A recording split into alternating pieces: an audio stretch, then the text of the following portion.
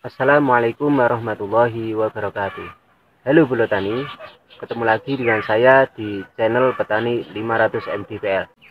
Semoga kita semua diberi kesehatan oleh Allah Subhanahu wa taala sehingga kita mampu melakukan aktivitas kita yang bermanfaat. Amin.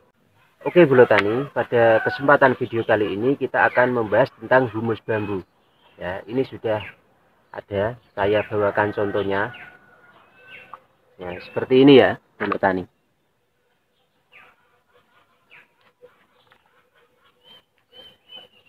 Ini adalah campuran dari lapukan daun bambu dan tanah di sekitar perakaran bambu yang sudah tercampur. Jadi untuk lebih mudahnya saya sebut saja ini humus bambu gitu aja ya Bro Tani. Pada humus bambu ini mengandung banyak sekali manfaat yang bisa kita aplikasikan kepada tanah pertanian kita. Di antara kandungan dari humus bambu ini adalah fosfor, kalium, dan juga asam amino. Serta humus bambu ini mengandung banyak sekali mikroorganisme yang bermanfaat bagi tanaman yang boleh tani. Pada penelitian yang dilakukan oleh beliau Bapak Rizali Ansar pada channel Penyuluh Pertanian Lapangan, mohon maaf ini saya tidak menyebutkan gelar beliau karena saya tidak hafal.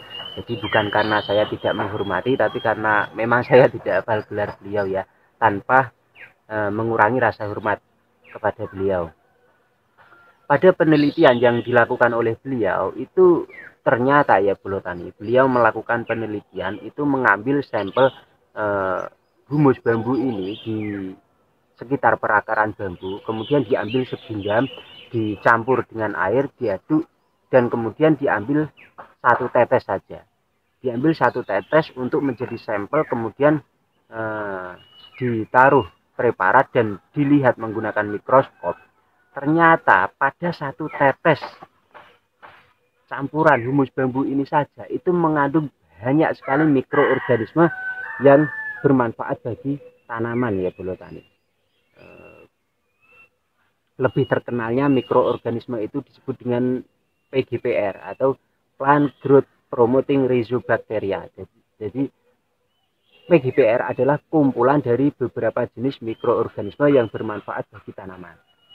Ya, bisa dibayangkan ya Bro Tani, kalau kita secara rutin memberikan humus bambu ini yang mempunyai kandungan unsur fosfor, kalium, dan juga mikroorganisme yang begitu banyak pada lahan pertanian kita atau pada media tanam kita, maka kira-kira apa yang akan terjadi? Ya pastinya tanah kita akan subur ya Bro Tani. Pasti itu. Karena apa? Manfaat daripada mikroorganisme yang baik ini akan mampu mengurai dan mendekomposisi bahan-bahan organik yang ada pada media tanam kita. Jadi kalau kita rutin memberikan bahan organik kepada media tanam, kemudian kita juga memberikan humus daun ini, maka tanah kita berangsur-angsur akan menjadi subur, gembur, dan akan lestari ya Bro Tani. Jadi humus bambu ini sangat apa ya? Sangat sederhana, sangat remeh, banyak sekali yang tidak memanfaatkan, tapi ternyata di balik semua itu sangat dahsyat ya Bro Tani manfaat dari humus bambu ini. Dan saya pun juga yakin pasti di daerah Bro Tani pun ada ya pohon bambu, itu pasti ada. Kalau Bro Tani memang benar-benar petani pasti ada pohon bambu. Dan saya juga yakin petani di daerah Bro Tani itu banyak sekali yang mengabaikan manfaat dari humus bambu ini. Ini menjadi kesempatan emas bagi kita semua ya Bro Tani. Di saat teman-teman kita petani itu tidak mengambil manfaat dari humus bambu, artinya apa? Humus bambu itu dapat dengan mudah kita ambil secara gratis, tidak ada pesaing. Maka bagi Bro Tani yang kebetulan menonton video ini, jangan sia-siakan ya Bro Tani. Gunakan kesempatan Anda, waktu Anda untuk mengambil ini barang yang dianggap remeh tapi mempunyai sejuta manfaat. Kemudian cara bagaimana kita memberikan humus bambu ini ke lahan pertanian kita, maka kita bisa dengan cara hanya menaburkan begini saja. Kalau kita mau rutin memberikan humus bambu ke media tanam kita, maka lama-kelamaan tanah dari media tanam kita yang asalnya tidak subur akan secara berangsur-angsur akan menjadi subur dan gembur. Kemudian cara yang kedua ini bisa Bolo Tani lakukan dicampur dengan air begini ya Bolo Tani. Ini sudah saya siapkan ya, ini air di wadah ini. Ini kita taruh saja begini. Kemudian kita aduk.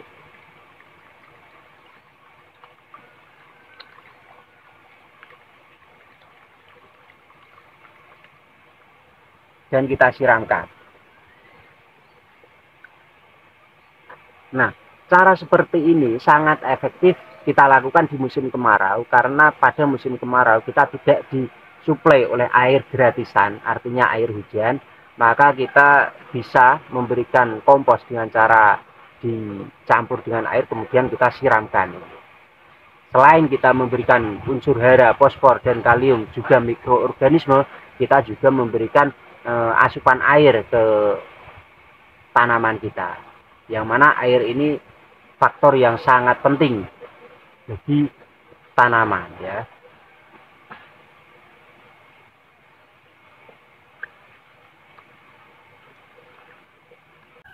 Sekali lagi ya Bolo Tani, pada humus bambu itu mengandung unsur hara fosfor, yang mana unsur hara fosfor ini sangat bermanfaat untuk perakaran tanaman kita. Juga mengandung unsur hara kalium, yang mana kalium juga sangat berfungsi untuk proses pembuahan dan juga pembungaan pada tanaman kita. Serta kandungan lain dari humus bambu adalah mikroorganisme. Berbagai macam mikroorganisme yang baik ada pada humus bambu. Jadi ini bisa kita manfaatkan semaksimal mungkin ya Bolo Tani. Kalau ternyata pada lahan pertanian kita itu sering terjadi penyakit, misalnya layu fusarium, maka dengan kita memberikan humus bambu ini akan secara otomatis kita memberikan perlawanan untuk melawan penyakit-penyakit pada lahan pertanian kita ya Bolo Tani. Karena banyaknya mikroorganisme yang baik dan juga humus bambu ini juga mengandung jamur yang namanya jamur trichoderma. Kita tahu sendiri ya Bolo Tani, trichoderma itu sangat bagus untuk melawan patogen. Jadi kalau kita memberikan humus bambu ini ke lahan pertanian yang asalnya lahan pertanian itu endemik dengan virus maupun penyakit, maka lama-kelamaan virus atau penyakit yang ada pada lahan kita akan berangsur-angsur hilang ya Bolo Tani, karena adanya perlawanan dari mikroorganisme humus bambu atau karena adanya jamur trichoderma yang melawan dari patogen tersebut. Jadi ketika kita mampu memberikan humus daun bambu secara rutin pada lahan pertanian kita, kemungkinan besar akan terjadi penyakit itu sangat minim ya Bolo Tani. Penyakit di bawah atau di tanah itu sangat minim. Nah, ini sangat bermanfaat ya Bolo Tani, karena kita mengambil humus bambu itu secara gratis, tidak ada pesaing, dan manfaatnya untuk mengobati tanah atau manfaatnya untuk menyuburkan tanah itu sangat dahsyat. Kemudian humus bambu selain bisa kita gunakan untuk pupuk atau pembenah tanah, humus bambu ini juga bisa kita gunakan sebagai mulsa organik. Ya, kita tahu daun bambu ini anti jamur ya Bolo Tani. Malah daun bambu ini bisa menumbuhkan jamur yang baik, jamur trichoderma tadi. Ketika kita ingin mengirit biaya pengeluaran dalam pertanian, kita tidak membeli pulsa plastik, kita memanfaatkan dari sumber daya alam daun bambu kering ini, kita tabur saja di atas media tanam yang telah kita olah lahan. Ini nanti bisa menjadi mulsa yang mana bisa mencegah tumbuhnya rumput gulma yang mengganggu tanaman kita, juga bisa bermanfaat sebagai anti jamur atau bahkan menumbuhkan jamur trichoderma yang akan memberikan perlawanan kepada jamur patogen tadi ya Bolo Tani. Oke, Bolo Tani, setelah kita mengetahui berbagai macam manfaat dari humus bambu, saya mengajak Bolo Tani semua untuk memanfaatkan kekayaan alam, sumber daya alam yang potensial ini.